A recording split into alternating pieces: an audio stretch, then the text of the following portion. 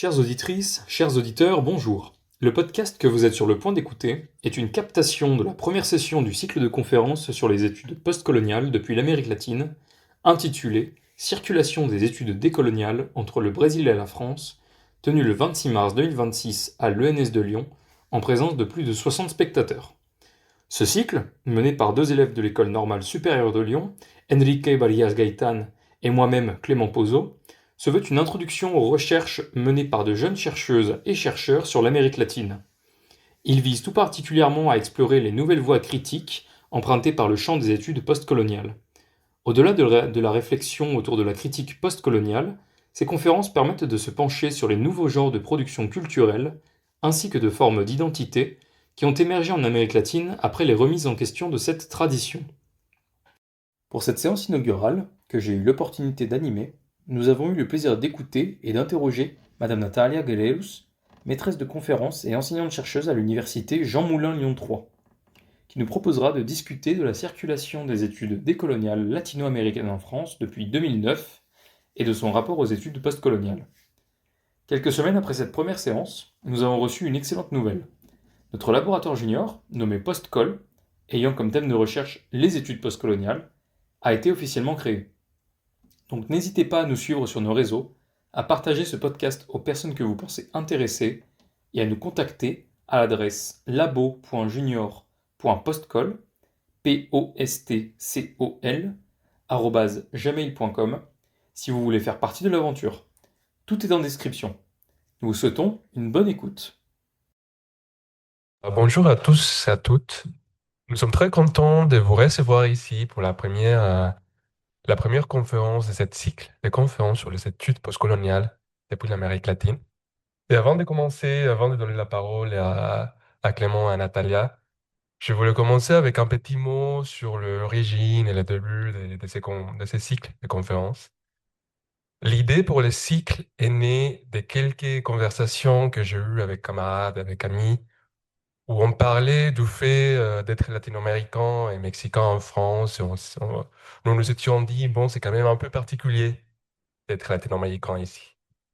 Et surtout, c'est que nous nous étions dit, c'est qu'il n'y avait pas vraiment d'espace pour parler en disant, la condition latino-américaine ou la pensée ou la culture latino-américaine en France. Et on voulait un peu créer des espaces où ça, c'était possible de pouvoir en parler. Et c'est alors que nous avons eu l'idée de faire ces cycles de conférences. Originalement, on voulait faire un cycle de lecture. Ça aurait été un peu plus marrant, je crois, mais finalement, on a fait la conférence. Et on pense cet espace comme un endroit où on peut discuter de la culture, la pensée latino-américaine, et surtout des enjeux académiques, mais pas seulement de la pensée latino-américaine contemporaine. Et avant de commencer, je voulais remercier avant tout Clément qui a accepté de co-diriger ces cycles avec moi. Et sans lui, la réalisation aurait été complètement impossible. Je veux aussi remercier le département d'espagnol qui nous a beaucoup aidés, le département des langues, la section d'espagnol plutôt. Et merci aussi à Natalia qui a accepté de venir, de nous parler de ses recherches. Et finalement, je vous remercie d'assister. Je vous remercie vous tous. Et je passe la parole maintenant à Clément, à Natalia. Je vous laisse la place aussi. Euh, merci. Merci Enrique. Déjà, bonjour à toutes et à tous. Nous sommes vraiment très heureux de vous voir ici pour l'inauguration de ce cycle de conférences. Et sincèrement, on ne pensait pas qu'il y aurait quand même autant de monde, plus de 70 personnes en fait qui sont inscrites. Donc c'est vraiment chouette. Merci. Moi aussi, je te remercie Enrique de m'avoir partagé ce projet, de m'avoir fait confiance pour le mener à bien. C'est une expérience que je trouve vraiment très enrichissante, vraiment à tout point de vue, et que j'aurais pas pu vivre sans toi. Je remercie également encore une fois le département des langues et plus particulièrement la section d'espagnol, les membres de la section d'espagnol, qui nous ont vraiment accompagnés et soutenus tout au long de l'élaboration de cette série de rencontres. Enfin, je vous remercie vraiment toutes et tous pour votre présence ici, parce qu'à chaque fois que Enrique et moi, nous voyions le formulaire et qu'une personne était à chaque fois inscrite en plus, vraiment, ça nous encourageait et ça nous donnait envie de continuer. Et pour finir, je tiens à remercier vraiment Natalia Gadelus, qui est notre invitée de marque ce soir, pour avoir répondu présent à notre proposition d'intervention. Ses retours et ses observations constructives nous ont permis d'élaborer du mieux possible cette conférence à propos des études postcoloniales depuis l'Amérique latine. Je vais maintenant vous présenter brièvement qui est Natalia et quel est son parcours. Natalia est donc maîtresse de conférences et enseignante-chercheuse à l'université Jean Moulin Lyon 3. Elle a obtenu un doctorat en histoire contemporaine en 2015 à l'Université fédérale Fluminense au Brésil, ainsi que 2 masters, un d'histoire contemporaine, lui aussi à l'Université fédérale Fluminense, et le deuxième en arts, lettres et langues à Paris-Nanterre. Ces derniers travaux donc portent sur les sciences humaines et plus particulièrement sur l'histoire sociale de la littérature et de l'édition, les études de genre, les études postcoloniales et les sciences humaines numériques. Elle est aussi éditrice, entre autres, de Colonialisme et colonialité, théorie et circulation en portugais et en français, qui est vraiment très bien, et dernièrement, art, femmes et colonialité en Amérique latine. Je vous remercie de nous avoir écoutés, Enrique et moi, et nous laissons maintenant la parole à Natalia Gelelus. Bonjour à toutes et à tous. Merci beaucoup Clément, merci Enrique pour cette invitation, mais surtout bravo pour le courage d'organiser ces genres de séances ici et sur cette thématique plus spécifiquement. Donc pour moi c'est un plaisir, c'est pas, je fais aucun effort. Non, je fais un effort quand même de préparer cette séance, mais c'est un vrai plaisir d'être ici avec vous. Donc je suis contente de voir qu'il y a de l'intérêt et par les jeunes chercheurs sur cette thématique. Et avant de commencer ce que j'ai préparé, ce que je vais vous dire et raconter aujourd'hui, j'ai préparé aussi en révisant mes notes et surtout ce livre, qui aujourd'hui c'est le livre qui trace la généalogie de la pensée décoloniale latino-américaine en France. Ça a été publié en 2023. Et oui. Et qui a été écrit par deux, ce qu'on appelle en France civilisationnistes. Je n'aime pas du tout ce mot, mais c'est comme ça, et hispanistes. Et du coup, ce livre trace donc la généalogie de la pensée sociale latino-américaine, et ils arrivent à la fin, et ça donne une idée un peu d'aboutissement de la pensée latino-américaine aux décoloniaux. Donc ça, c'est ma seule critique au livre, mais il est très très bien. Donc basé sur ces livres, j'ai fait une série, on va dire, j'ai pris les principales références du livre et je les ai mises ici dans l'ordre qu'ils ont créé. Donc la première chose, c'est l'introduction, c'est moi qui l'ai faite, c'est-à-dire il y a un très bon épisode d'un podcast sur France Culture sur les études décoloniales, c'est justement un débat entre Lisselle Quiros, l'une des autrices ici, et Pierre Gossens qui fait la critique aux études décoloniales. Donc ce podcast, il est génial pour comprendre les enjeux à l'intérieur de la gauche, quand même marxiste. Donc c'est un très bon podcast. Ensuite, j'ai mis les textes fondamentaux, que ce sont les références notamment en langue anglaise pour les études décoloniales, les contextes latino-américains qui citent ici, donc les références qui viennent du début du XXe siècle jusqu'aux années 80. Ensuite, les principaux ouvrages des principaux auteurs et autrices du courant décolonial dont on parlerait aujourd'hui, les ouvrages collectifs qu'ils ont publiés ensemble depuis les années 2000, le regard critique qu'on a en France, mais critique, comment dire, constructive, comme a dit Clément, et pas la critique qui ignore le sujet. Et finalement, des ouvrages de référence comme celles de Quiros et Collin et celles de Dufoy, qui sont les plus connues, celles qui circulent le plus en France. Je vais faire circuler cette liste pour que vous regardiez, mais après, je laisse avec Clément et Enke pour qu'ils fassent ce qu'ils veulent avec de ça. Mais c'était juste pour vous aider un peu dans l'établissement d'une généalogie de cette pensée. Donc, avant de venir vous rencontrer aujourd'hui, j'ai participé à une journée d'études organisée par Catherine Lacaze à Sciences Po. Lors de cet événement consacré aux enjeux, le titre était Enjeux mémoriels dans l'espace ibéro-américain. J'ai présenté les résultats du dossier sur les 60 ans du coup d'État civilo-militaire au Brésil, que j'ai coordonné avec deux autres collègues historiens de Pernambuco et du Rio Grande do Norte, deux États du nord-est du Brésil. Il faut savoir que les recherches les plus récentes et les plus originales de l'historiographie brésilienne contemporaine sur la dictature civilo-militaire ont privilégié les études sur les régions nord, nord-est et l'extrême sud, ainsi que les relations entre les entreprises multinationales et les pouvoirs militaires, leur impact sur les communautés rurales, les peuples autochtones, les peuples traditionnels et périphériques des grandes villes. Ces nouveaux intérêts sont le résultat d'une révolution méthodologique, théorique et je dirais épistémologique qui s'est produite au sein de l'université brésilienne après la fin de la dictature, dans les cadres d'une reprise du dialogue entre les politiques publiques, les revendications des mouvements sociaux et ce qu'on appelle le trépied de l'université brésilienne, institué par la Constitution de 1988, enseignement, recherche et extension, c'est-à-dire en retour que l'université doit faire par rapport à ses recherches à la société. C'est pourquoi il est très important pour moi de commencer par exposer mon lieu d'énonciation à propos des études décoloniales latino-américaines. Je m'exprime depuis le Brésil, et pas n'importe quel Brésil, mais celui qui a formé des chercheurs et des chercheuses au cours des 20 dernières années, durant lesquelles les gouvernements de gauche ont investi dans la refonte interne et le partenariat international de l'université. Je pense que bon nombre d'entre vous ici présents, d'origine latino-américaine, puisque je connais quelques-uns, ou ayant étudié dans des pays d'Amérique latine, avaient également été confrontés à des discussions similaires concernant le rôle social de la recherche et la manière dont les universités latino-américaines traitent les mouvements sociaux, notamment autochtones, afro-diasporiques et féministes.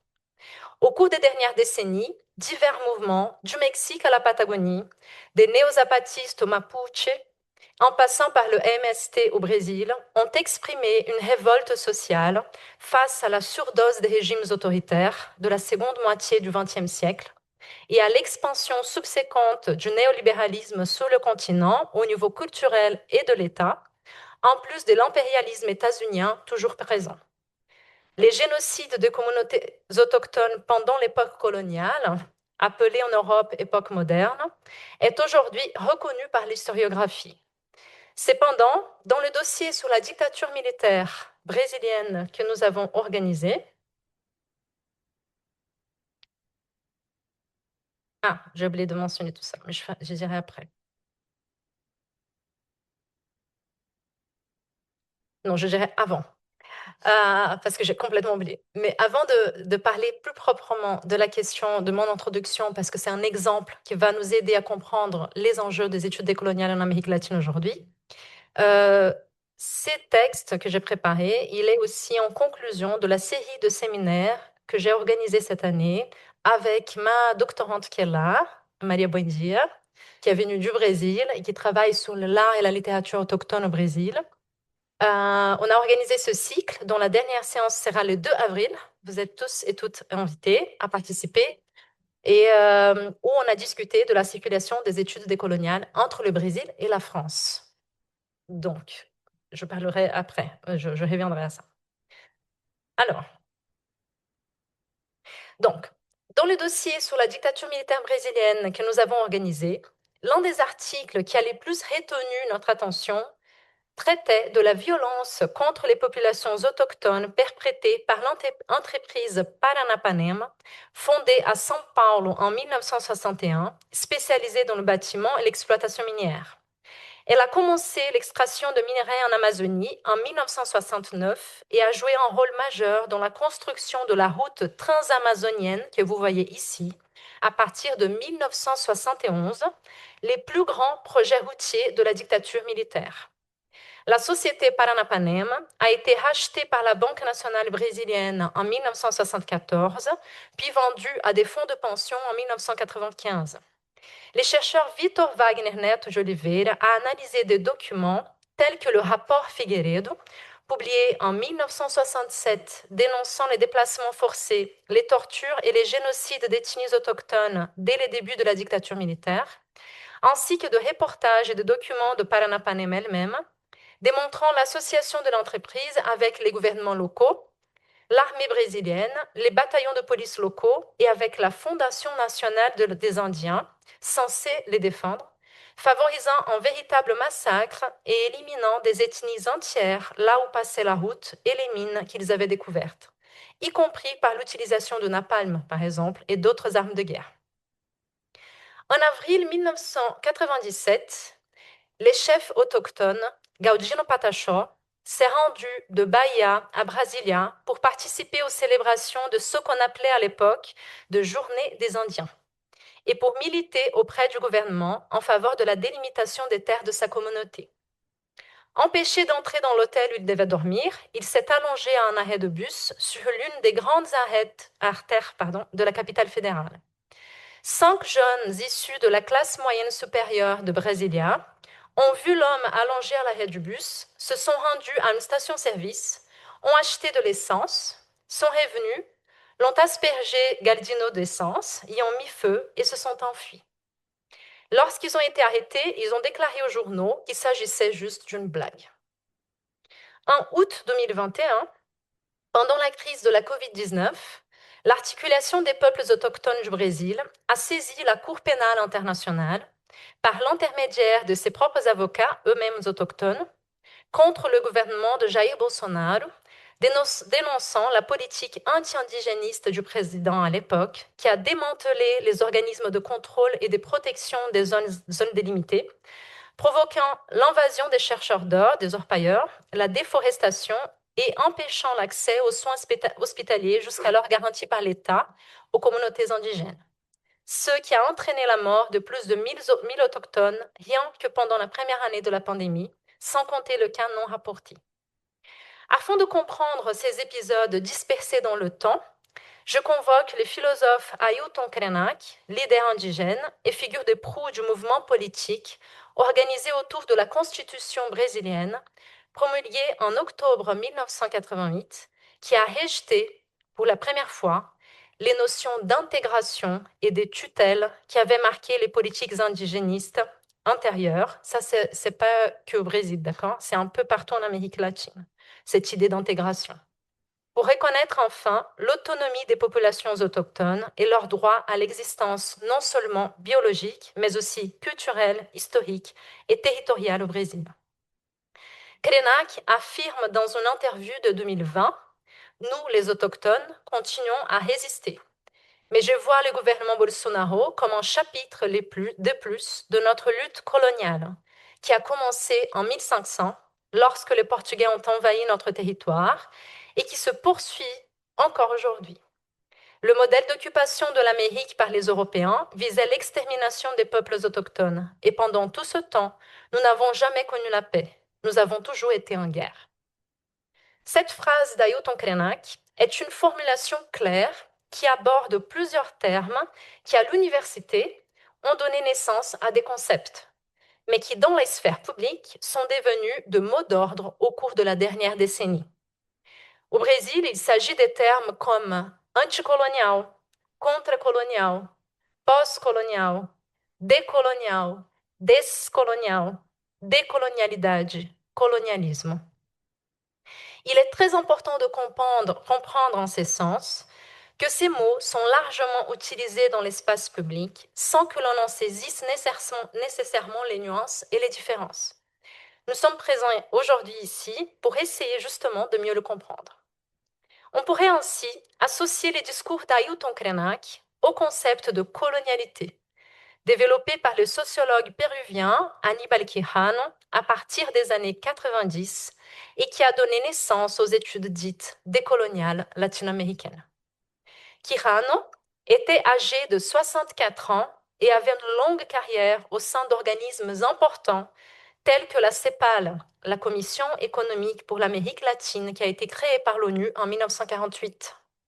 Lorsqu'il a commencé à formuler ce concept, donc il avait 64 ans, d'abord aux côtés d'Immanuel Wallerstein, intellectuel américain et figure majeure de l'histoire économique contemporaine. Commençons donc par la définition de la colonialité formulée par Quijano à partir de 1992 et développée au cours des années suivantes.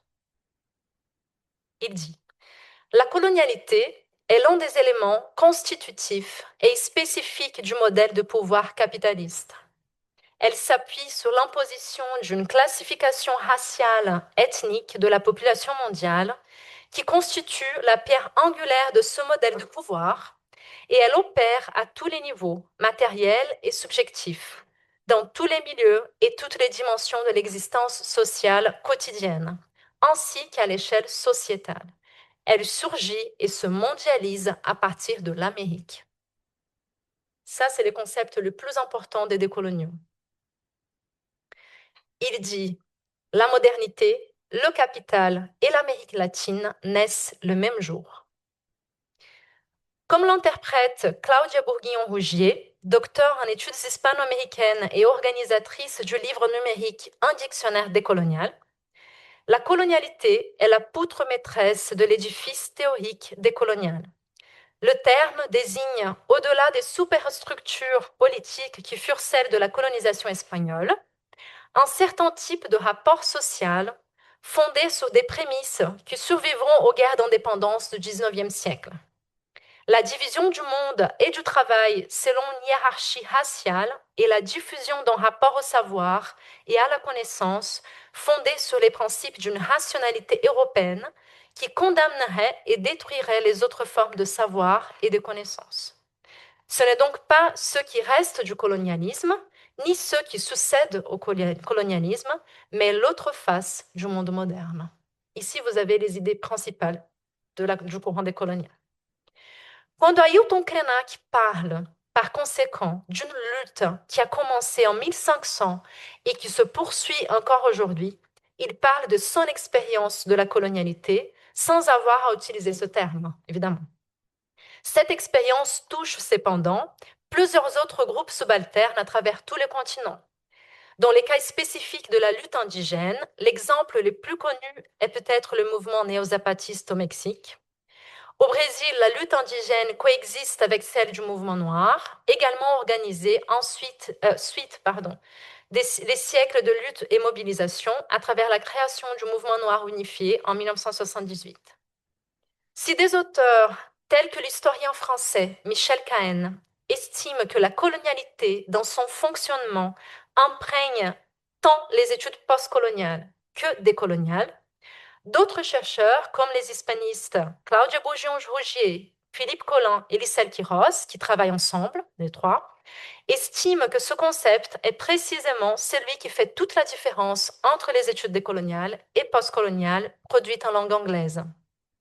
Si l'on considère sa généalogie, on sait que Quijano a commencé à le formuler lorsqu'il s'est rendu aux États-Unis et a travaillé avec Immanuel Wallerstein, intellectuel à l'origine de la théorie du système monde capitaliste.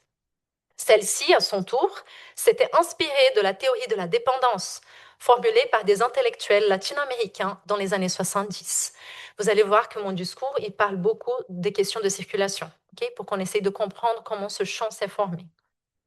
Michel Cahen distingue les études postcoloniales des études décoloniales par leur degré d'engagement politique.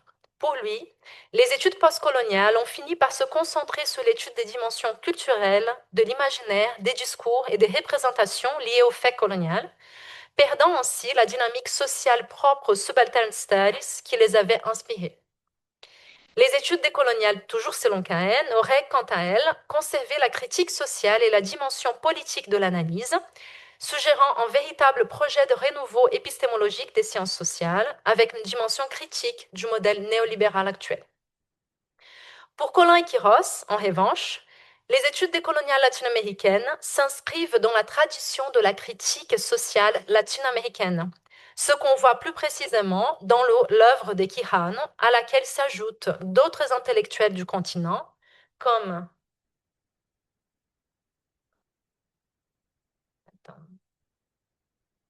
quelque part. José Martí, cubain, Aya de la Torre, péruvien, Mariátegui, péruvien, Batalla, Mahini, brésilien, et tous les autres que je vous ai mis ici. On va les voir défiler dans le livre quand il propose la généalogie de la pensée latino-américaine du XXe siècle. Tandis que les influences des études postcoloniales seraient éminemment anglophones et francophones. Fanon, Gandhi, Foucault, Derrida, Glissant, etc. Ils soutiennent que, bien qu'ils aient vu les jours au milieu de l'émergence, les décoloniaux, aient vu les jours au milieu de l'émergence des études postcoloniales dans les milieux universitaires américains, Les études décoloniales latino-américaines soulignent l'importance de connaître la production de ce continent, du continent latino-américain, sur les colonialismes et de ne pas appliquer les analyses indiennes, palestiniennes ou australiennes à l'espace américain. Notons à cet égard qu'au Brésil, de 2019, le sociologue Paulo Henrique Martins publie Teoria Crítica da Colonialidade, théorie critique de la colonialité, dans lequel le groupe décolonial latino-américain, créé aux États-Unis, n'apparaît que comme un courant possible de critique de la modernité, aux côtés d'autres courants, tels que la pensée post-structuraliste française, les courants subalternes et postcoloniaux anglais, la philosophie africaine et d'autres encore. Remarquons donc ici l'importance d'une perspective chère à Walter Mignolo, figure de proue des études décoloniales, la question du lieu d'énonciation. Je dis cela parce que les différences perçues par Michel Cahen, historien français spécialiste des luttes d'indépendance en Afrique lusophone, les groupes de Bourguignon, Collin et Quiros, qui sont des civilisationnistes spécialisés en Amérique latine, travaillant en France, et Paulo Henrique Martins, sociologue brésilien ayant suivi une formation française et latino-américaine, se construisent à mon sens à partir du lieu d'énonciation. De la même manière que moi ici, j'introduis aujourd'hui le Brésil dans une discussion à laquelle il n'a pas été officiellement invité, comme nous le verrons.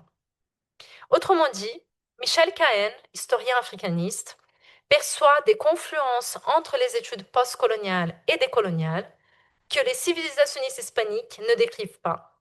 De la même manière que ces derniers perçoivent la tradition latino-américaine de la pensée sociale, d'une manière que Cahen ne formule pas, et Paulo Henrique Martins inscrit tant les études postcoloniales que décoloniales dans une grande convergence de pensée critique de la modernité, dans laquelle l'Amérique latine s'inscrit de manière égale et originale, mais qui ne se limite absolument pas au groupe décolonial de Quijano et Mignolo. Cela semble confus. Je ne dirais pas que c'est confus, je dirais que c'est complexe, d'autant plus que non seulement les idées, mais les intellectuels eux-mêmes sont en circulation. Si l'on considère les membres fondateurs et les figures de proue du courant décolonial latino-américain, Aníbal Quijano, péruvien, travaille quelque temps au Chili et s'exile au Mexique dans les années 70. Dans les années 80, il est invité à enseigner aux États-Unis par Immanuel Wallerstein. Tous deux formulent les concepts d'américanité. Donc là, c'est une liste de concepts fondamentaux pour les décoloniaux, selon lequel le système monde capitaliste a été fondé avec la découverte des Amériques, ni avant ni après. Les philosophes argentins Henrique Dussel, connu pour son ouvrage Philosophie de la libération, publié en 1977, fait ses études en Argentine et en Espagne, vit également en Israël et obtient un doctorat en France dans les années 60. Il s'inspire de Manuel Levinas dans ses réflexions sur l'altérité. Et dans les années 90, à l'occasion du 500e, oh là là, le français ici, 500 ans, je me débrouille, de l'invasion des Amériques, il lance un principe important pour les décoloniaux.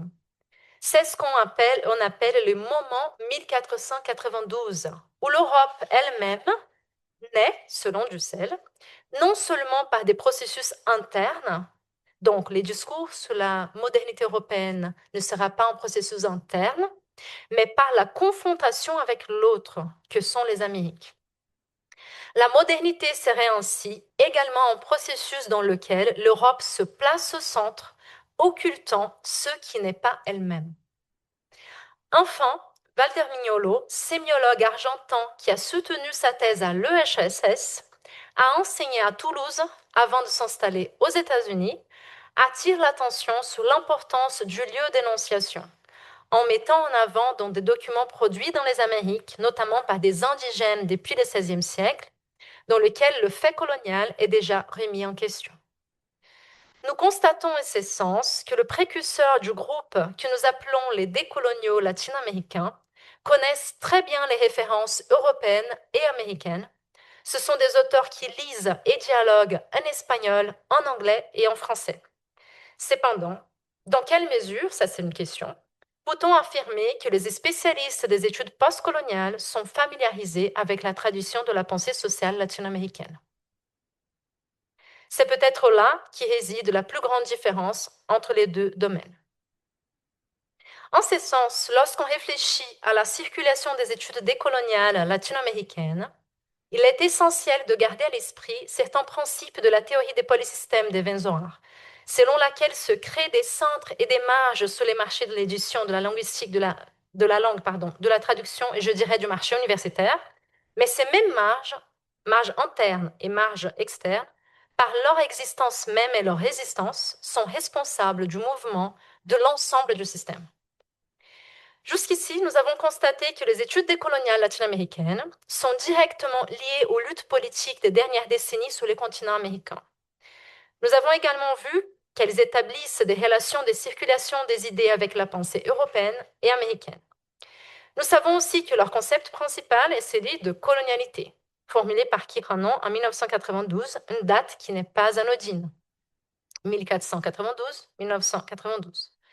En ce sens, avec la convergence de ces trois intellectuels à la fin des années 90, on assiste à la création aux États-Unis d'un groupe de chercheurs et de chercheuses appartenant au département de Latin American Studies. Ce groupe est connu aujourd'hui sous le nom de Réseau Modernidad Colonialidad. Et ensuite, il s'auto-appellerait Modernidad Colonialidad Decolonialidad, MCD. Ce groupe il sera identifié plus tard comme la première génération des penseurs décoloniaux, composée à l'époque d'Aníbal Quijano, d'Enrique Dussel, de Walter Mignolo, Ramón Grossfogel, Arturo Escobar, Santiago Castro Gómez, Edgardo Lander et Catherine Walsh. D'autres chercheurs et chercheuses participeront aux réunions annuelles du groupe au cours des années suivantes. Ça, c'est très intéressant parce qu'il y a, par exemple, Rita Segato, qui est argentine, mais qui travaille au Brésil, qui participe un moment.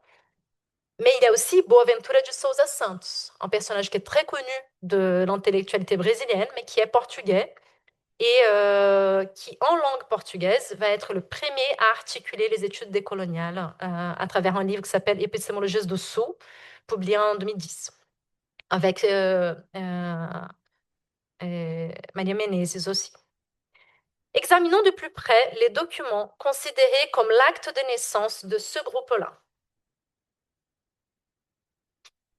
Il s'agit de l'article Mundos y conocimientos de otro modo, el programa de investigación modernidad colonialidad de l'anthropologue colombien Arturo Escobar, publié en espagnol en 2003.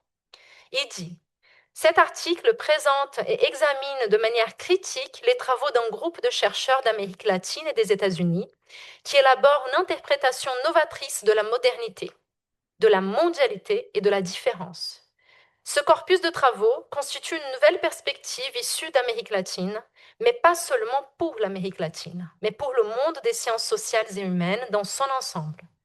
Cela ne signifie pas que les travaux de ce groupe ne présentent d'intérêt que pour les sciences sociales et humaines prétendument universelles, mais que ce groupe cherche à intervenir de manière décisive dans les discours propres aux sciences modernes afin de configurer un autre espace de production de connaissances.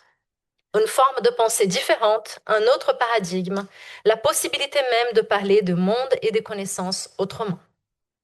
Et plus loin, il dit: le groupe Modernité-Colonialité a puisé son inspiration dans un large éventail de sources, allant des théories critiques européennes et nord-américaines de la modernité, au groupe sud-asiatique des études subalternes.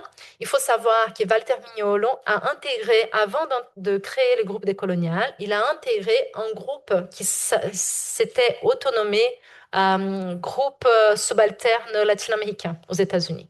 Après, il va en faire la critique. Il va dire: on n'a pas à lire les auteurs indiens ou palestiniens pour penser à l'Amérique latine. Il faut qu'on lise les latino-américains. Okay.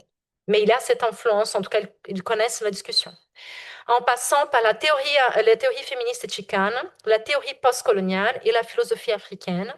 De même, nombre de ses membres ont opéré dans une perspective modifiée des systèmes mondes. Sa principale force motrice, cependant, est une réflexion continue sur la réalité culturelle et politique latino-américaine, y compris les savoirs subalternisés des groupes exploités et opprimés. Si l'on peut dire que la théorie de la dépendance, la théorie de la libération et la recherche-action participative ont été les contributions les plus originales de l'Amérique latine à la pensée critique du XXe siècle, les programmes de recherche Modernidad Colonialidad apparaissent comme l'héritier de cette tradition. Nous constatons donc que les études décoloniales ne doivent pas être confondues avec les études postcoloniales, même si ces dernières ont inspiré et influencé les premières. Mais les différences sont significatives et ne se limitent pas aux traductions de recherche en espagnol et en portugais d'une part, en anglais et en français d'autre part. Elles se manifestent sur les plans linguistiques, chronologiques, conceptuels et épistémologiques. Allons un peu plus loin dans cette direction. Sur le plan linguistique et conceptuel, citons le propos des hispanistes Corinne Mancé-Caster et Cécile Bertin-Elisabeth. Je fais une parenthèse. Ces deux chercheuses, elles étaient maîtresses de conférences à l'Université des Antilles. Aujourd'hui, Mancé-Caster, elle est à la Sorbonne et Bertin-Elisabeth est à Limoges.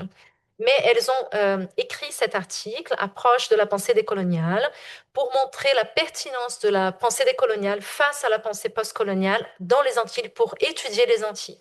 Donc, elles sont des linguistes. Donc, c'est pour ça aussi l'importance de ces remarques.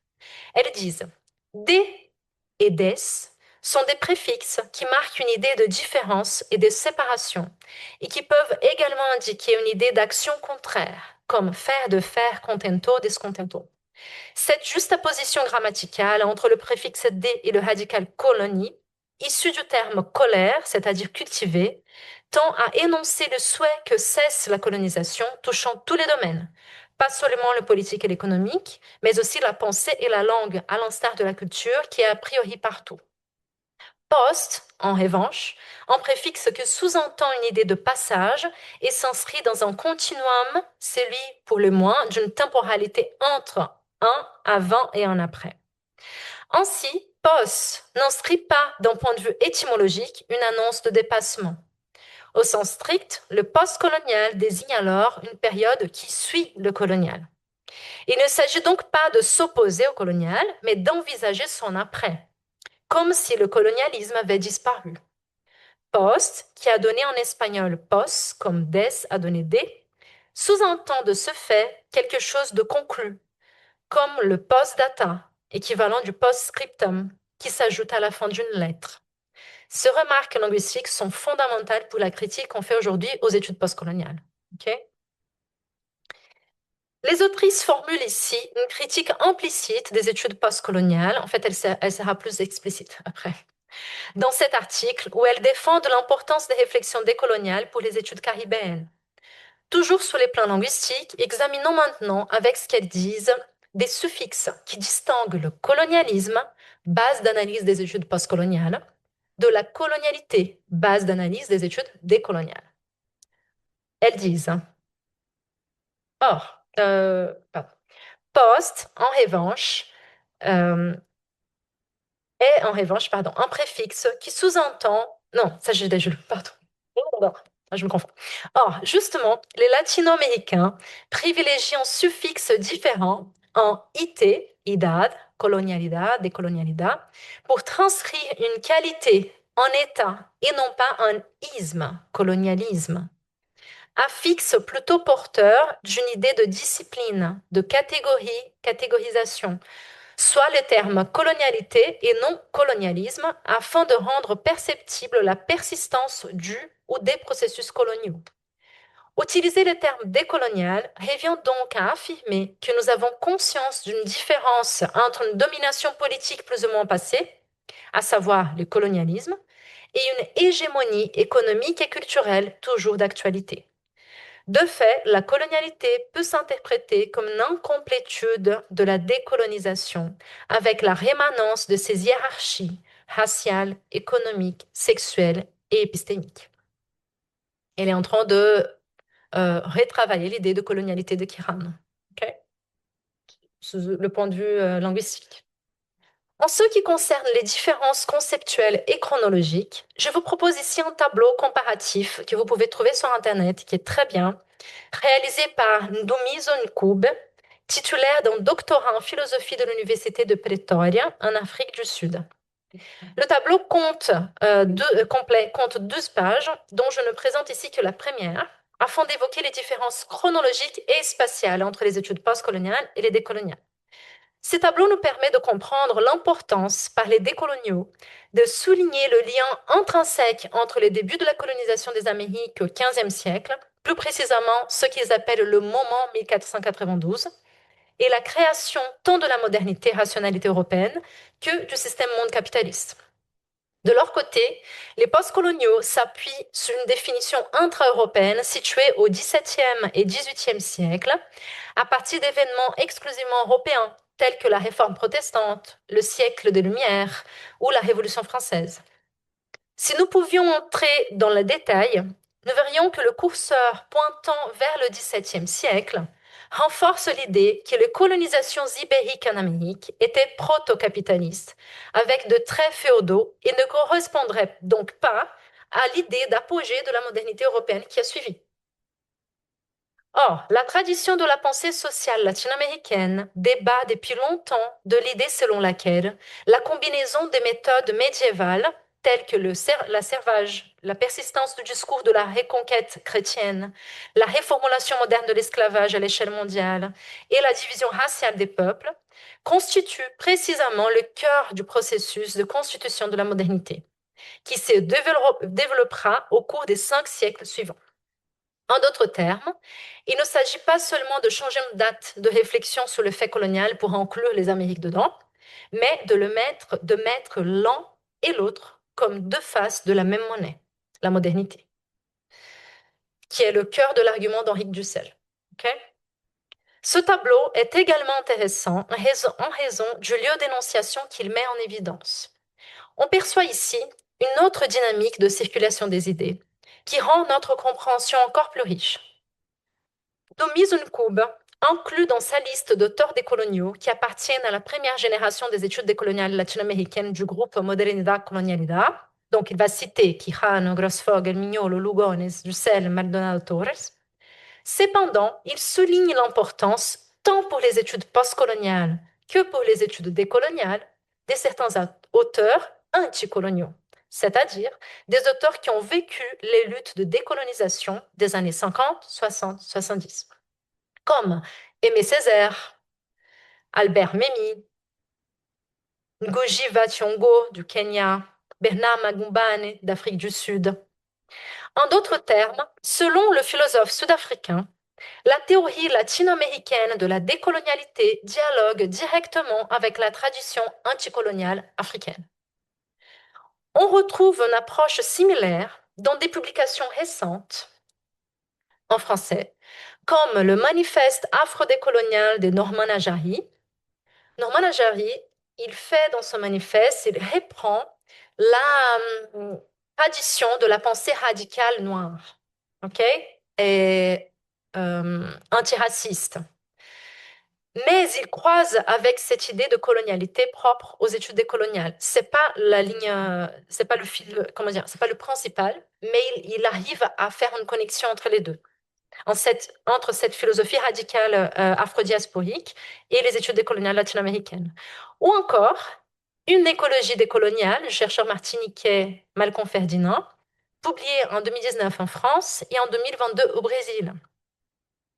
Merci Bruno d'ailleurs de m'avoir rappelé cela parce que du coup ça fait un écho avec, je pense, que vous connaissez peut-être.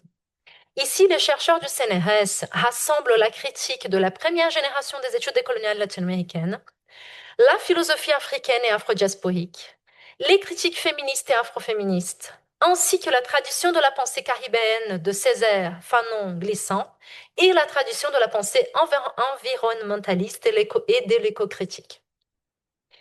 Toutes les combinaisons présentées sont en effet possibles dans la mesure où elles partagent la critique de l'hégémonie mondiale de la rationalité, de l'universalisme et de la modernité européenne, critiques qui apparaissent en Europe même avec les post-structuralistes, dans la pensée anticoloniale africaine, dans les panafricanismes des groupes diasporiques et dans le courant des coloniales latino-américaines. Disent-ils donc la même chose? Non. Ils s'expriment à partir de leur lieu d'énonciation, y compris la tradition européenne mentionnée.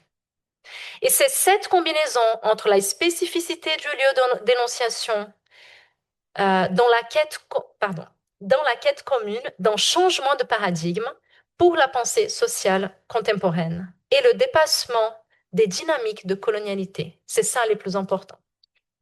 Dans cette circulation, non seulement les dynamiques propres au polysystème, mais aussi celles propres à ce que Michel Espagne appelle le transfert culturel, comprenant donc des phénomènes de résémantisation.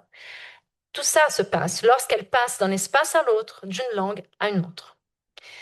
Bon, jusqu'ici, nous avons rapidement vu qu'il existe des différences linguistiques, chronologiques, conceptuelles et spatiales qui marquent les champs d'études des études décoloniales et postcoloniales. Cependant, j'ai voulu montrer qu'ils peuvent se croiser dans l'analyse de divers chercheurs et chercheuses avec la production anticoloniale et postcoloniale, notamment africaine et caribéenne, ainsi qu'avec la critique post-structuraliste française. Ma question maintenant, que nous arrivons à la troisième et dernière partie de cette intervention, est la suivante. Au vu de tout ce que nous avons vu jusqu'à présent concernant les études décoloniales latino-américaines, les concepts principaux, les membres fondateurs du groupe Modernidad Colonialidad, leur rapport avec la pensée postcoloniale et leur croisement avec la critique européenne, africaine et caribéenne, je vous demande où se situe le Brésil. Alors, je dirais qu'il se trouve là où il a toujours été, à l'intérieur et à l'extérieur de l'Amérique latine, à l'intérieur et à l'extérieur du monde lusophone, établissant des relations directes avec la France, son principal partenaire en matière de recherche universitaire depuis le XIXe siècle, du point de vue des Brésiliens, hein, pas du point de vue des Français, à l'intérieur et à l'extérieur du débat. La recherche de la place du Brésil dans les études décoloniales latino-américaines est l'objectif de la recherche que j'essaie de mener depuis 2021 et qui a donné naissance au livre Colonialisme et colonialité, que vous voyez ici, la couverture, qui est en ligne, comme a dit Clément. C'est un livre interactif, donc si vous voulez faire des commentaires, écrire, faire ce que vous voulez du livre, soyez libre. Ok, c'est le but. Être d'accord, ne pas être d'accord, on adore. D'accord? C'est pas... Alors, ainsi qu'à la création de ce séminaire dont j'ai parlé au tout début, circulation des études décoloniales entre le Brésil et la France. Mais avant de parler de cette circulation, il faut préciser qu'au Brésil, au-delà des termes anticolonial, décolonial, descolonial, décolonial, c'est le courant, descolonial, c'est le processus de décolonisation. Postcolonial, nous dialoguons également avec l'action contre-coloniale, élaborée par le leader et activiste quilombola Antônio Bispo dos Santos, qui suggère diverses formes de résistance quotidienne aux dynamiques d'une colonisation que pour lui est constante au Brésil. Nego Bispo s'inscrit dans une tradition que l'on retrouve dans des manifestations culturelles brésiliennes telles que la capoeira, la stratégie du jeu, du contretemps, de l'ambiguïté stratégique, de la joie politique. Je cite, « Il parle de développement, nous parlons ça il faut dire en portugais. Eles falam de desenvolvimento, nós falamos de envolvimento. C'est un jeu de mots. Donc, il parle de développement, nous parlons d'implication. Il parle de développement durable, nous parlons de biointeraction. Il parle de savoir synthétique et nous de savoir organique. Il parle de transport, nous parlons de transfluence. Il parle d'argent, nous de partage. Pour la colonisation, la contre-colonisation. Ils ont compris les jeux de mots? Vous avez tout à fait raison. Ajoutons d'autres mots à la langue portugaise et ajoutons des mots que les eurocolonisateurs eux-mêmes n'osent pas prononcer. Nego Bispo témoigne d'une résistance constante et discrète, ironique mais politique, et stratégie très connue des subalternes au Brésil. Nego Bispo n'est sincère en aucun des courants de pensée universitaire mentionnés auparavant. Il n'est pas universitaire.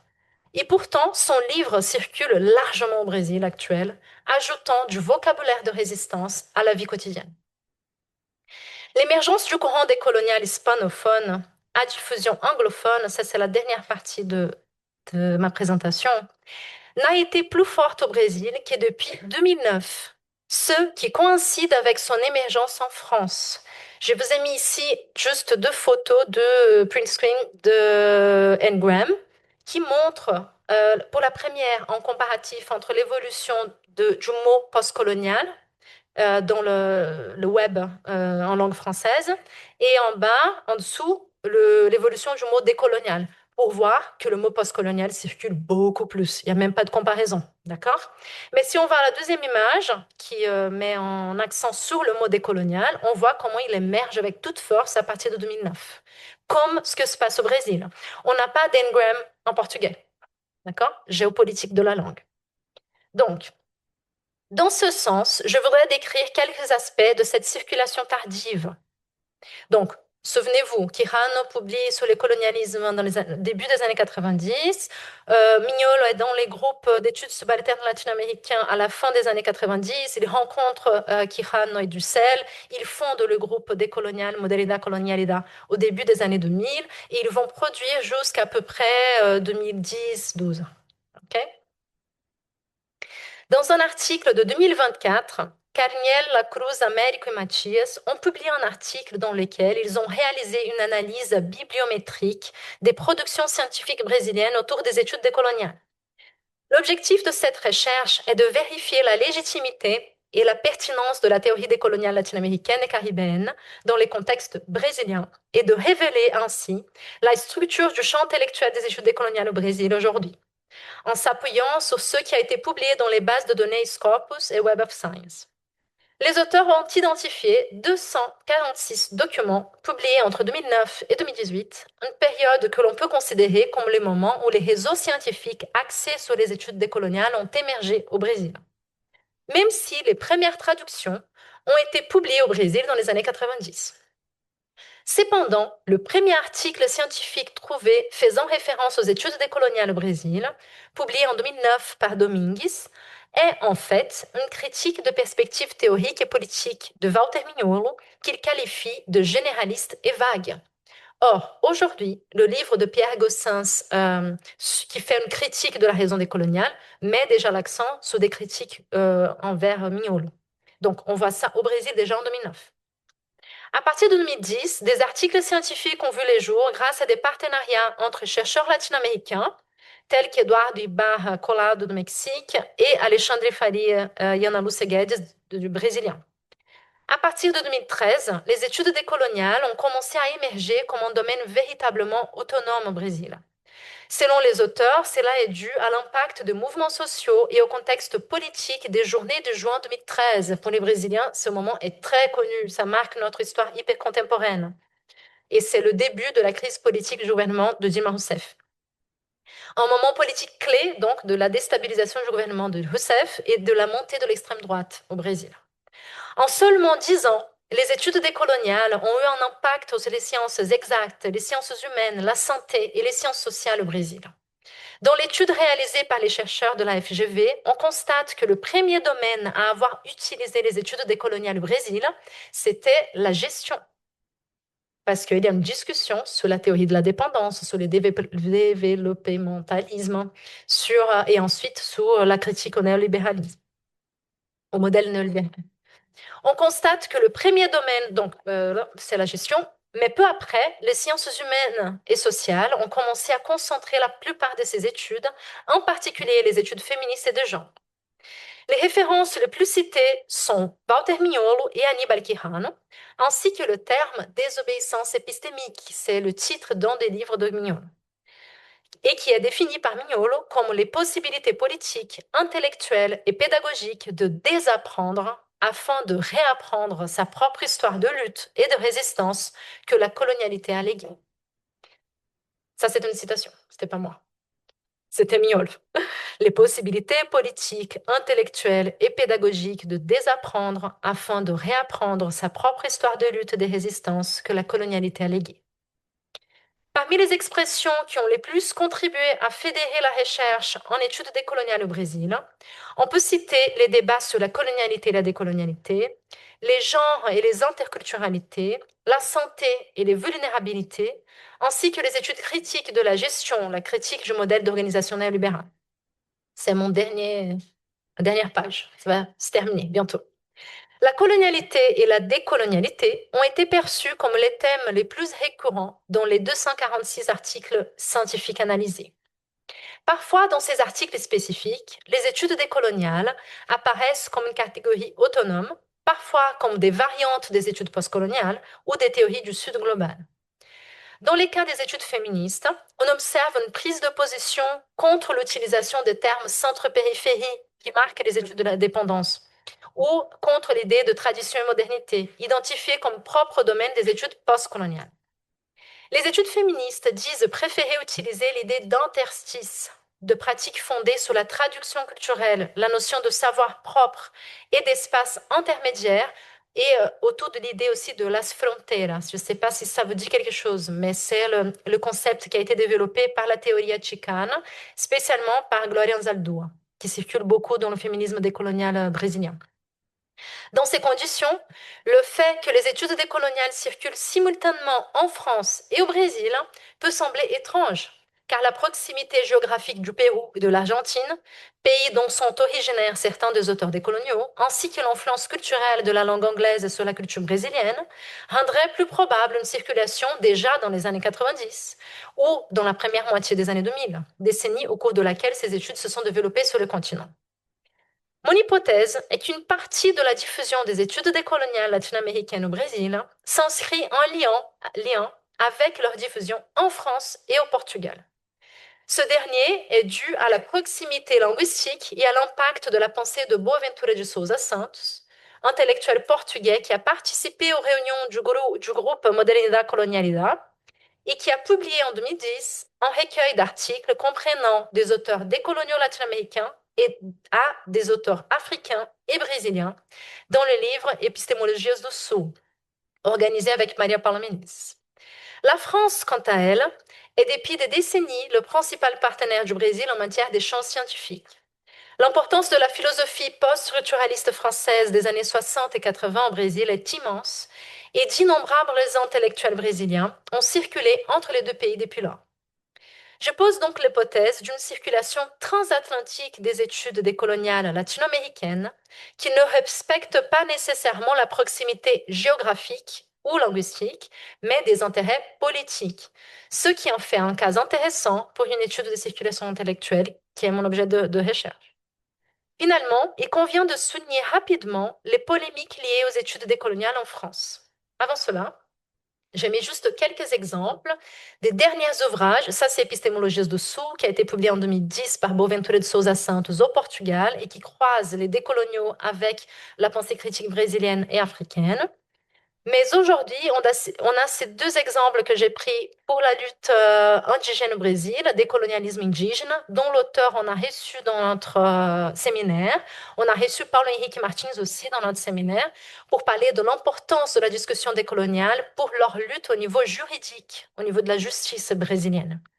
Décolonialidade e pensamento afrodiaspórico a été organisé par deux membres de la première génération décoloniale avec un chercheur brésilien qui est à l'UNB. Lui, par contre, il avait étudié à Berkeley avant, donc là où il a établi ses relations. Donc, il va lancer en 2023 Décolonialidade e pensamento afrodiaspórico. Donc, ce sont deux exemples de comment cette discussion est utilisée aujourd'hui pour le mouvement afrodiasporique et indigène et comme c'est important pour eux dans la reconnaissance de leur histoire. Donc, en France, donc, je souligne rapidement les polémiques liées aux études décoloniales en France, très bien décrites par Stéphane Dufoy. Je vous recommande ce livre si ça vous intéresse, la discussion ici en France. Dans cet ouvrage publié en 2023, le sociologue écrit « La situation actuelle, depuis quelques années, est celle d'une prolifération de discours à propos d'une prolifération de mots dont certains sont des concepts de sciences sociales, genre, intersectionnalité, race, décoloniale, alors que d'autres relèvent d'un lexique politique ou journalistique, décolonialisme, wokisme, indigénisme, islamo-gauchisme. La confusion entre les uns et les autres rend largement incompréhensible le ressort de cette soudaine levée de bouclier contre un concept très peu connu en France. Et là, il va expliquer les origines, comme je viens de le faire, de la théorie latino-américaine. Il travaille avec des latino-américains aussi, Stéphane Dufoy.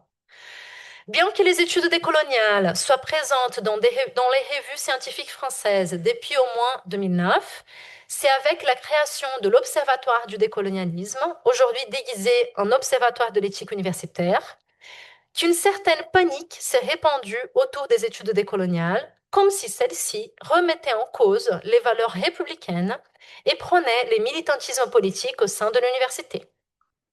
Les études décoloniales questionnent les dynamiques de colonialité qui ont rendu possible la puissance européenne dans le monde et l'hégémonie de sa pensée.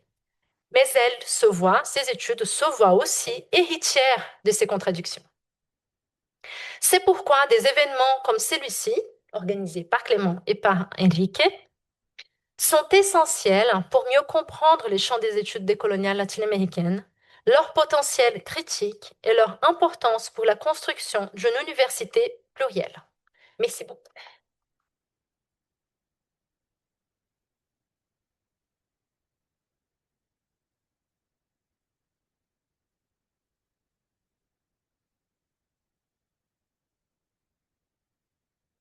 Merci beaucoup, Natalia. C'était vraiment, je trouve que c'était vraiment pertinent.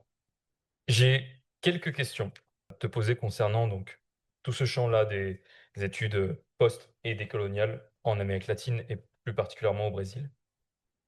Tu as parlé d'une exception, on va dire, brésilienne. Est-ce que cette exception brésilienne te semble être un paradigme de recherche pertinent ou est-ce qu'il faudrait plutôt considérer, comme tu as pu l'évoquer, un continuum latino-américain en ce qui concerne les études post- et décoloniales? Continuum entre les postcoloniales et les décoloniales ou un continuum... Au niveau du continent. Ah, ok. Moi, je pense que le Brésil est un paradigme pour une recherche sur les circulations, pas sur les recherches sur les études décoloniales. Sur les recherches sur les études décoloniales, tous les cas sont paradigmatiques, puisqu'ils sont originaux. Mais si on pense à la question de la circulation, je trouve important. Vous voyez, le Brésil, il a des idiosyncrasies qui font cette différence, qui créent cette différence par rapport aux pays anciennement colonisés par l'Espagne. Parmi ces caractéristiques, la question linguistique, le seul pays qui parle portugais dans le continent, le fait qu'il a été une monarchie parmi les républiques pendant 5 ans, le fait d'avoir été le pays qui a le plus reçu des gens réduits en esclavage, par le fait d'être le pays dont l'indépendance a été proclamée par le fils du roi, par un portugais. Tout ça marque la différence du Brésil par rapport aux autres pays d'Amérique latine. Mais il y a un autre qui nous intéresse plus ici, puisqu'il y a ces croisements entre la France et le Brésil, qui est le fait que depuis le 19e siècle, le Brésil entretient une relation directe avec la France. Il y a des intellectuels qui ont fait ce qu'on appelle la mission artistique française au Brésil, ont été invités par le roi, à l'époque, pas le roi, non, pas l'empereur, à l'époque, ils ont fondé plusieurs institutions artistiques au Brésil. Donc, au XXe siècle, dans les années 20, ce sont des intellectuels français très connus par la suite, comme Lévi-Strauss, comme Brodel, qui vont initier leur carrière au Brésil et vont créer l'Université de São Paulo, vont aider dans cette création. Donc, on a un rapport Brésil-France de circulation qui ne passe pas forcément par l'Amérique de langue espagnole avant. Et ça, on peut voir par rapport aux études décoloniales. Donc, c'est pour ça que je trouve que c'est paradigmatique pour une étude de circulation. Deuxième dimension de cette particularité, le Brésil, à la fin de la Deuxième Guerre mondiale, on a un livre qui a été publié par Stefan Zweig. Vous connaissez Stefan Zweig, l'écrivain autrichien qui est mort au Brésil, il s'est suicidé au Brésil. Mais avant de mettre fin à sa vie, il a publié un livre qui s'appelle Brésil, terre d'avenir, en 1942. Dans ce livre, imaginez-vous, il est dans le contexte de la Deuxième Guerre mondiale, il a été expulsé de son pays, il a passé par les États-Unis, par l'Argentine, il a fini au Brésil, et il pense en 1942 que la guerre est perdue, que c'est fini, il ne pourrait plus rentrer, donc il se suicide. Et le Brésil devient comme un exemple des rapports raciaux harmonieux. Il n'utilise pas ce mot harmonieux, mais il donne plusieurs exemples de comme si la question raciale au Brésil, elle fonctionnait bien et que l'Europe devrait s'inspirer du Brésil pour penser à ce que se passe en ce moment en Europe. Son discours, il est en dialogue avec une pensée propre brésilienne qui a été inaugurée en 1933 avec le livre Casa Grande e Senzala de Gilberto Freire, qui parle de l'histoire coloniale en mettant en accent sur ce métissage brésilien. Freire va avoir tout un parcours où il va renforcer cette idée d'harmonie, mais en tout cas, la question du métissage, elle apparaît déjà en Casa Grande e Senzala très fortement en 1933. Et pour lui, à l'époque, c'était une façon de montrer comment le métissage pourrait être positif. Donc cette image d'un Brésil métisse, positivement métisse, se renforce après la fin de la guerre, quand on commence à avoir dans le contexte de la guerre froide une opposition non, une marque du racisme dans l'Afrique du Sud avec l'apartheid et après avec les luttes pour les droits civils aux États-Unis. Le Brésil n'a pas de loi de discrimination. Ça ne veut pas dire qu'il n'y a pas de racisme, mais il n'a pas eu de loi de ségrégation comme on a eu aux États-Unis. Donc, même au sein de l'ONU, il devient un exemple. Et ce discours est, comment dire, il a été acheté, il a été par plusieurs pays, parmi ces pays, la France. Donc la France adore l'idée d'un pays métis et harmonieux et joyeux et tout ça. L'idée d'harmonie, elle n'est pas exclusive du Brésil. On a essayé de faire cet argument dans toute l'Amérique latine, d'accord? Mais l'Amérique de langue espagnole, la question indigène est très très forte. Au Brésil, les indigènes, ils vont venir beaucoup plus tard dans le discours politique. Ils sont toujours là, hein, toujours en train d'être massacrés. Mais au niveau politique, ils arrivent après. Donc, on va. euh, donc, vous voyez, c'est aussi un cas emblématique parce que le Brésil constitue cette différence d'amalgame raciaux qui va être très, très fort dans le discours international jusqu'aux années 70, quand, pendant la dictature, justement, le mouvement Negro Unificado va dénoncer. On a d'autres intellectuels qui le font avant, comme Aníbal, Abdias do Nascimento, mais ça va être vraiment dénoncer le racisme brésilien avec l'organisation du mouvement noir à la fin des années 70. Donc voilà, c'est pour ça que c'est un cas paradigmatique de circulation, si on pense surtout France et Brésil. Quand j'ai présenté cette idée de circulation d'études décoloniales entre le Brésil et la France, il y a quelques collègues qui m'ont dit, mais c'est très bizarre. Parce que quand on pense à l'Amérique latine, de langue espagnole. Donc ça pourrait être entre le Brésil et le Pérou, ou je ne sais pas. Mais Brésil et France, c'était l'idée un peu, de voir comment ces idées circulent et se transforment. Ok, je te remercie. Euh, donc tu travailles et tu mènes tes recherches depuis presque 10 ans maintenant en France. À propos du sujet de recherche, donc décolonial, des études décoloniales, est-ce que la France te semble être un terrain peut-être plus neutre, plus objectif, plus propice au développement de ces études?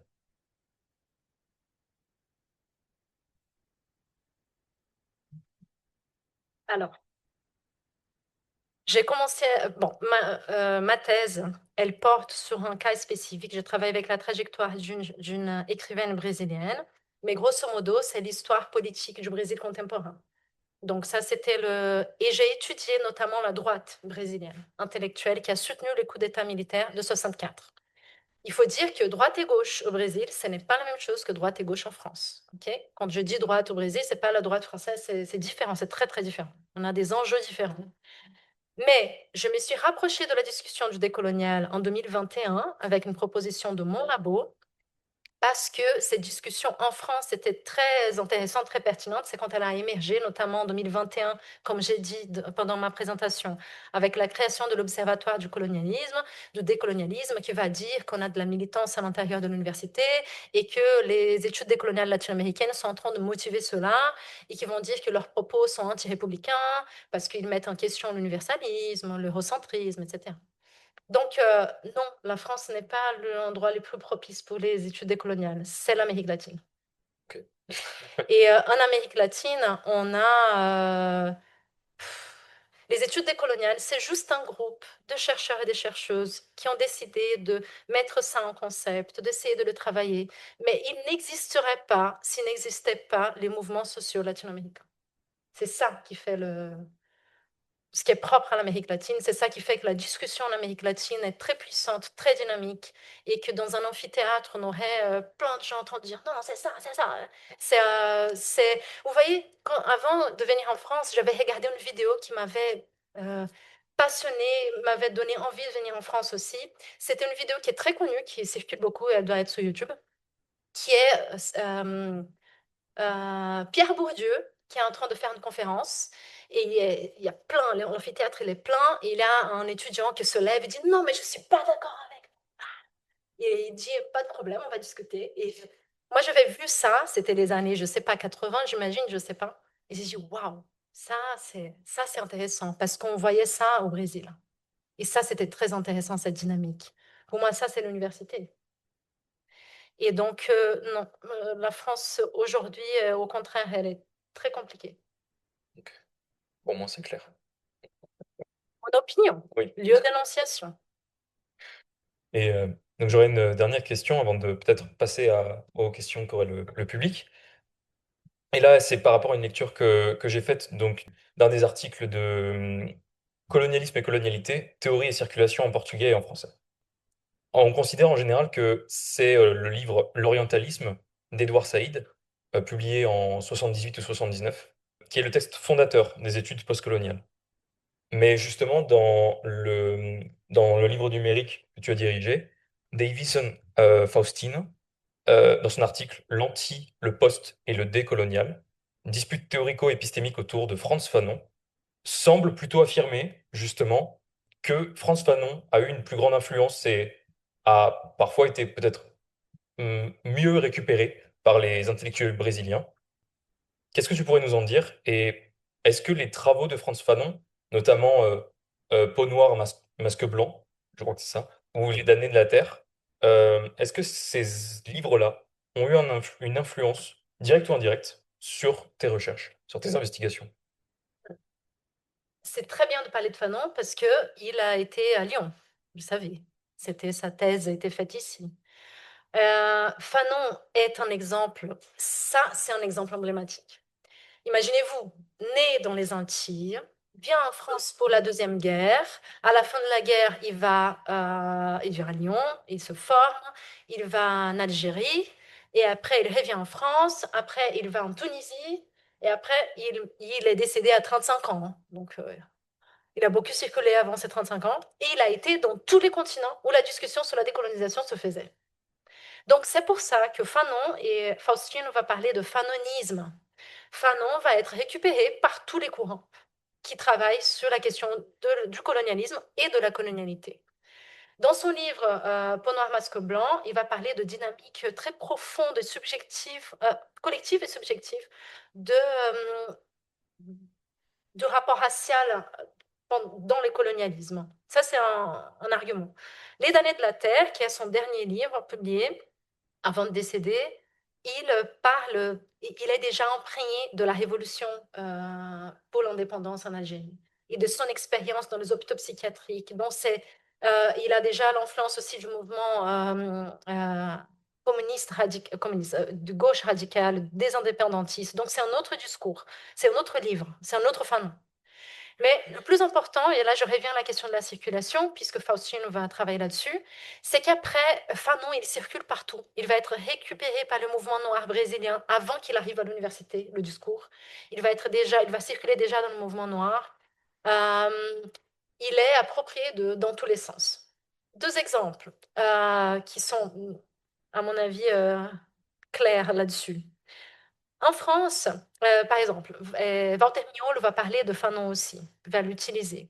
Mais Pierre Gossens, qui organise la critique de la raison décoloniale, commence son livre en parlant de Fanon aussi. Donc chacun en train d'essayer de le récupérer pour son... Mais Fanon est juste...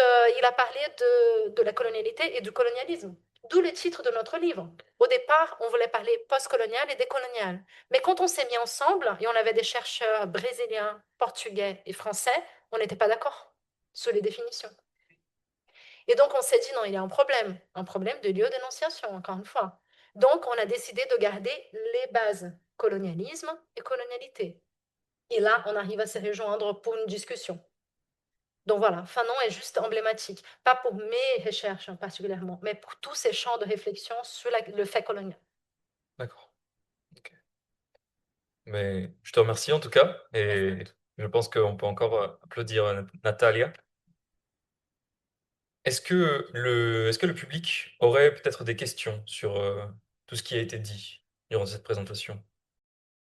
Malheureusement, la question d'un des membres du public n'a pas pu être enregistrée suite à un problème technique, mais elle traitait du rapport entre la discipline de l'anthropologie et le champ du décolonial.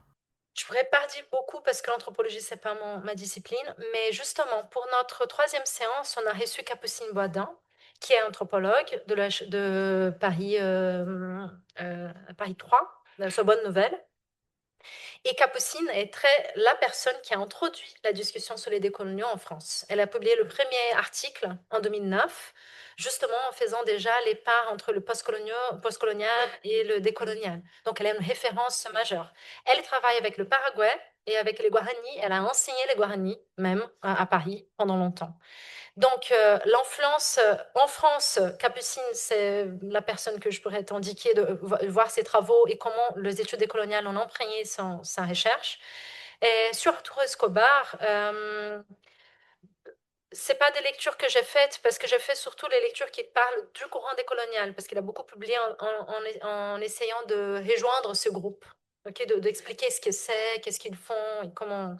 Mais il est directement lié à l'idée de l'ontological turn en anthropologie. Ça, oui. Avec Descola, avec au Brésil, notre anthropologue les plus connus. Euh, Viver de Castro. Voilà. C'est ce que tu as dit. Oui, tout à fait. Donc, oui, c'est lié. Après, on a eu une discussion, on a un groupe d'études avec l'université, avec le LAM, le Laboratoire Afrique dans le Monde à Bordeaux, qui organise une rencontre qu'ils ont appelée Décoloniale et universelle depuis 2023. Et on a reçu une anthropologue brésilienne qui, par exemple, n'était pas du tout d'accord d'enserrer Eduardo Viveros dans la discussion décoloniale. Donc, voilà, c'est ce que je peux te dire aujourd'hui. Mais que les discussions, notamment, le plus important de la discussion décoloniale, c'est vraiment une nouvelle perspective de philosophie de l'histoire. Donc, tout est renversé dans l'analyse. Et ça, l'anthropologie, elle va être pleine dedans. Donc, c'est directement lié. Mais je pourrais pas dire plus. Cette fois-ci, nous n'avons pas pu enregistrer la question d'un autre membre du public car nous n'avions pas les droits d'exploitation de sa voix. Euh, mais sa question était d'ordre terminologique, à savoir quelle était la différence entre le post-colonial, le décolonial, l'anticolonial et qu'est-ce que cela impliquait comme enjeu épistémologique. Très bien.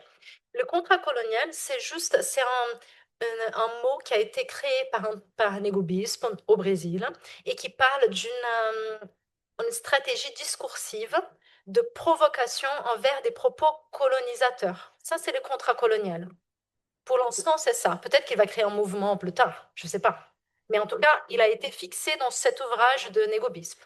L'anticolonial, c'est tout ce qu'on peut nommer qui a été fait pendant les processus de décolonisation et de critique au colonialisme. Donc là, on va parler de Fanon. Fanon est anticolonial.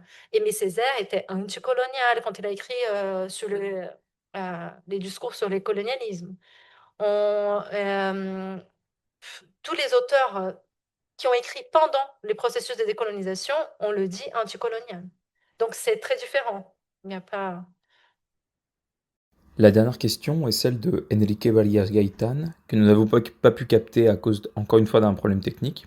Mais sa question était: comment toi, Natalia, perçois-tu le fait de faire de la recherche en France tout en étant étrangère et plus spécifiquement latino-américaine? Une chose que je pense que j'ai appris, que j'ai compris en étant en France, en faisant de la recherche et en étant insérée dans l'université française, est que pour les étrangers, il n'y a pas un chemin pareil. Tout le monde fait un chemin très, très différent. Il n'y a pas une trajectoire, il faut faire ça pour... il n'y a pas. Et en ce sens, effectivement, il faut qu'on cesse cette confrontation avec l'autre. Pas que les Français envers nous. Et ces généralisations sont pas terribles, parce que les Français, c'est plein de monde, les Brésiliens sont plein de monde. Donc, mais c'est cette confrontation entre l'un et l'autre, parce que personne n'est obligé de connaître toutes nos références et nos lectures et notre langue. Donc,